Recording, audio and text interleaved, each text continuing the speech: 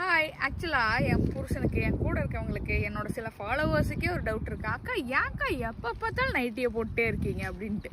Nightie போடுறவங்களுக்கு மட்டும்தான் தெரியும், இது பெண்களுக்குன்னே வடிவமைக்கப்பட்ட ஒரு தேசிய உடை.